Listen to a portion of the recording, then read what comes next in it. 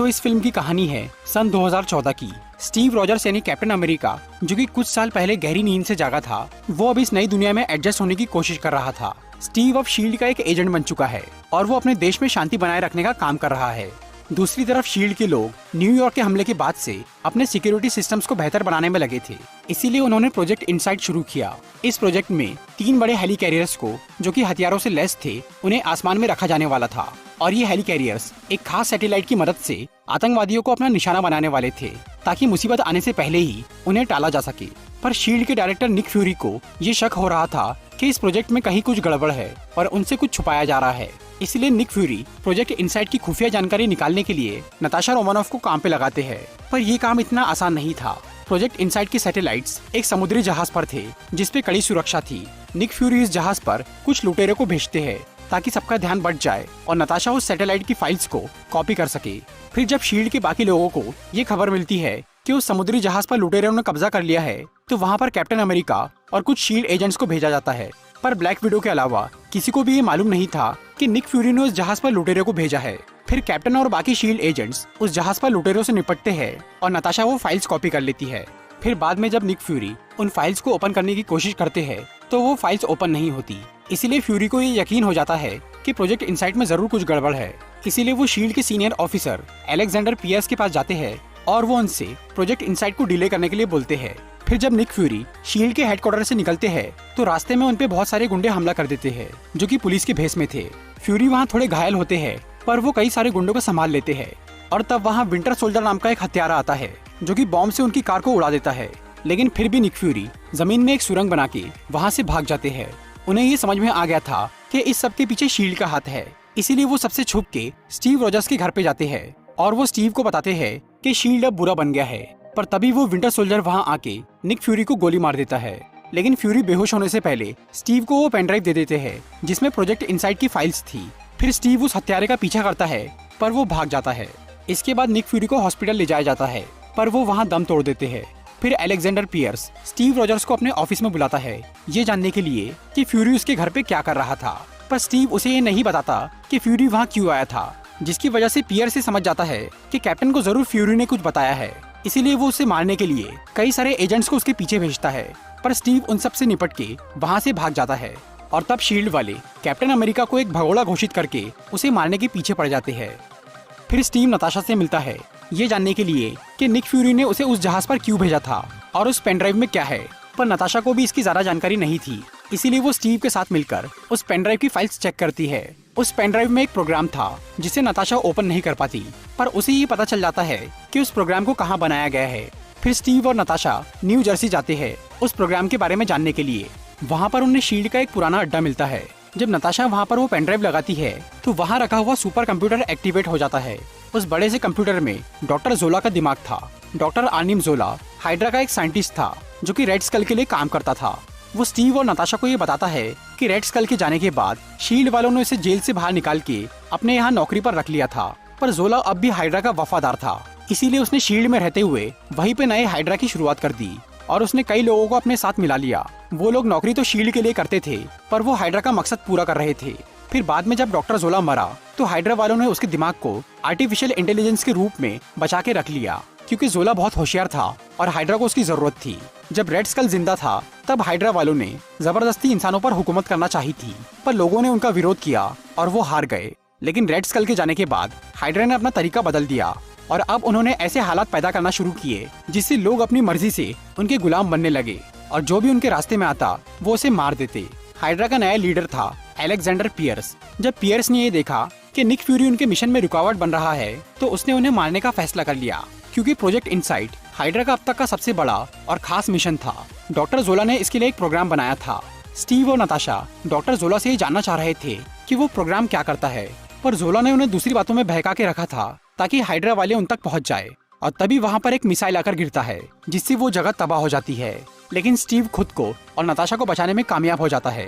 फिर स्टीव नताशा के साथ अपने एक नए दोस्त सैम विल्सन के पास जाता है, जो कि पहले एक मिलिट्री ऑफिसर था। सैम उन दोनों की मदद करता है और वो उन्हें अपने घर में छुपाता है। फिर ये तीनों मिलकर शील्ड के एजेंट जैस्पर सिटवेल को किडनैप कर लेते हैं, जो कि असल में हाइड्रा का एक एजेंट था। वो उससे जोला के प्रोग्राम के बारे में पूछते हैं। सिटवेल उन्हें बताता है कि जोला के प्रोग्राम से ये पता चलता है कि कौन हाइड्रा के लिए खतरा है, आज या फिर भविष्य में। और प्रोजेक्ट इनसाइड असल में आम लोगों की सुरक्षा के लिए नहीं, बल्कि हाइड्रा की सुरक्षा के लिए बनाया गया था। और उन हेलिकैरियर से हाइड्रा अपने सभी दुश्मनों को खत्म करने वाला था। फिर स्टीव, नताशा और सैम सिटवेल को लेकर शील्ड के हेडक्वार्टर जाते हैं ताकि वो प्रोजेक्ट इनसाइड को रोक सके। लेकिन उधर अलेक्जेंडर पियर्स को ये पता चल जाता है कि सिटवेल को कैप्टन ने किडनैप कर लिया है। इसीलिए वो कैप्टन और उसके साथियों को मारने के लिए विंटर सोल्जर को वहाँ भेजता है। विंटर सोल्जर उन तक पहुंचकर सबसे पहले सिटवेल को मार डालता है, क्योंकि उसने हाइड्रा की पोल खोल दी थी। फिर वो अपनी टीम के साथ मिलकर स्टीव, नताशा और सैम को मारने की कोशिश करता है। लड़ाई के दौरान उस विंटर सोल्जर का मास्क निकल जाता है और हमें पता चलता है कि वो असल में स्टीव का पुराना दोस्त बकी बार्न्स है। सन 1945 में बकी एक मिशन के दौरान ट्रेन से नीचे गिर गया था, इसीलिए सबने ये मान लिया था कि वो मर चुका है। पर बकी को हाइड्रा वालों ने बचा लिया था। ट्रेन से नीचे गिरने के बाद बकी का एक हाथ टूट गया था, इसीलिए डॉक्टर जोला ने उसकी बॉडी में एक एडवांस मेटल आर्म लगा दिया था। हाइड्रा वालों ने बकी की याददाश्त मिटाकर उसे एक सुपर सोल्जर बना दिया और वो उससे अपने गलत काम करवाने लगे। पिछले 50 साल से बकी हाइड्रा के दुश्मनों को मार रहा है और हर मिशन के बाद बकी को बर्फ में जमा दिया जाता। इससे उसकी उम्र भी नहीं बढ़ रही थी। स्टीव बकी को देखकर उसे पहचान लेता है, पर बकी उसे नहीं पहचान पाता। फिर हाइड्रा के सभी एजेंट्स वहां आकर स्टीव और उसके दोस्तों को पकड़ लेते हैं और वो उन्हें मारने के लिए दूर कहीं लेकर जाते हैं। पर शील्ड की एजेंट मारिया हिल उन्हें वहां से बचाकर निकाल लेती है। फिर वो उन तीनों को निक फ्यूरी के पास लेकर जाती है। निक फ्यूरी ने बस मरने का नाटक किया था ताकि हाइड्रा वाले उनका पीछा छोड़ दे, और मारिया हिल ने उन्हें एक खुफिया अड्डे पर छुपा दिया था। फिर ये सब लोग मिलकर प्रोजेक्ट इनसाइड को रोकने का प्लान बनाते हैं। निक फ्यूरी ने इस काम के लिए 3 एडवांस चिप बनवाई थी, जिससे उन हेलिकैरियर्स को कंट्रोल किया जा सकता था। निक फ्यूरी इस उम्मीद में थे कि वो हाइड्रा को बर्बाद करके शील्ड को बचा लेंगे, पर स्टीव ये जानता था कि इस मिशन में शील्ड भी हमेशा के लिए खत्म हो जाएगा। फिर स्टीव एक म्यूजियम से अपना पुराना यूनिफॉर्म लेता है और सैम अपना मिलिट्री का फैल्कन सूट पहनता है और वो शील्ड के हेडक्वार्टर में जाते हैं। वहाँ स्टीव एक ब्रॉडकास्ट के जरिए सबको ये बता देता है कि हाइड्रा ने शील्ड पर कब्जा कर लिया है और प्रोजेक्ट इनसाइड से वो क्या करने वाले हैं। फिर शील्ड की ईमानदार एजेंट्स कैप्टन की बात सुनकर हाइड्रा वालों का विरोध करने लगते हैं, पर वहाँ हाइड्रा के लोगों की तादाद ज्यादा थी, इसीलिए वो उन हेलिकैरियर्स को लॉन्च कर देते हैं। फिर कैप्टन और फैल्कन उन हेलिकैरियर्स में वो चिप लगाना शुरू करते हैं, पर तभी विंटर सोल्जर यानी बकी वहाँ आ जाता है और वो उन्हें रोकने लगता है। दूसरी तरफ वर्ल्ड सिक्योरिटी काउंसिल के लोग हेलिकैरियर्स के लॉन्च के लिए शील्ड के हेडक्वार्टर में आए थे। उन्हें वहाँ अलेक्जेंडर पियर्स की असलियत पता चल जाती है, इसीलिए पियर्स उन्हें मारने की कोशिश करता है। पर ब्लैक विडो ने अपना रूप बदलकर काउंसिल के एक मेंबर की जगह ले ली थी, इसीलिए वो बाकी लोगों को बचा लेती है और वो शील्ड के मेन कंप्यूटर से हाइड्रा की सारी सीक्रेट फाइल्स इंटरनेट पर अपलोड करना शुरू करती है, ताकि दुनिया वालों को हाइड्रा की असलियत पता चल जाए। लेकिन इस काम के लिए शील्ड के 2 सीनियर ऑफिसर की परमिशन चाहिए थी। तभी निक फ्यूरी वहाँ आते हैं और वो खुद का और पियर्स का बायोमेट्रिक पासवर्ड डाल के उस सिस्टम को अनलॉक कर देते हैं, और तब शील्ड और हाइड्रा की सारी खुफिया जानकारी इंटरनेट पर अपलोड हो जाती है। इसीलिए पियर्स गुस्से में आकर काउंसिल के सभी मेंबर्स को मार डालता है और वो नताशा के सहारे वहाँ से भागने की कोशिश करता है, पर तभी निक फ्यूरी उसे मार डालते हैं। उधर स्टीव और सैम ने 2 हेलिकैरियर्स में वो चिप लगा दी थी, लेकिन तीसरी चिप लगाने में उन्हें बहुत परेशानी होती है। बकी वहाँ आकर सैम का सूट तोड़ देता है और वो स्टीव को भी वो चिप लगाने से रोकता है।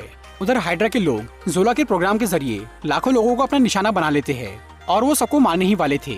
लेकिन तभी कैप्टन वो आखिरी चिप उस हेलिकैरियर में लगा देता है, जिसके बाद उन तीनों हेलिकैरियर्स का कंट्रोल मारिया हिल के हाथ में आ जाता है और वो उन हेलिकैरियर्स को एक दूसरे का निशाना बनाकर फायर कर देती है, जिससे वो हेलिकैरियर्स तबाह हो जाते हैं और वो आसमान से गिरते गिरते शील्ड के हेडक्वार्टर को भी तबाह कर देते हैं।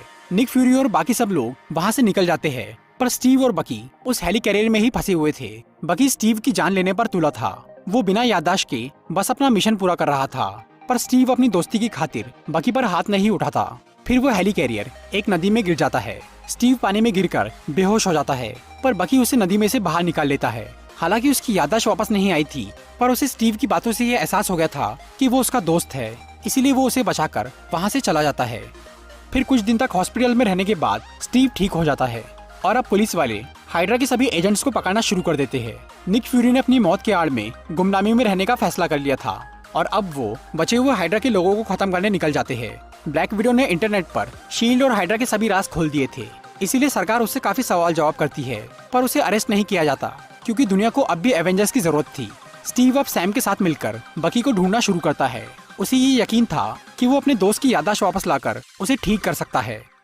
मूवी के मिड क्रेडिट सीन में हमें बैरन स्ट्रकर नाम का हाइड्रा का एक एजेंट नजर आता है, जो कि सोकोविया देश में हाइड्रा के लिए काम कर रहा था। स्ट्रकर के पास लोकी की वो जादुई छड़ी थी जो कि उसे शील्ड से मिली थी। इस छड़ी से वो लोगों पर एक्सपेरिमेंट कर रहा था, जिसमें कई लोग मर चुके थे, पर इस एक्सपेरिमेंट में 2 जुड़वा भाई बहन जिंदा बच जाते हैं। उस छड़ी के अंदर के माइंड स्टोन से उन दोनों भाई बहन को कुछ खास शक्तियाँ मिल जाती है। स्ट्रकर उन दोनों को एवेंजर्स के खिलाफ इस्तेमाल करने वाला था।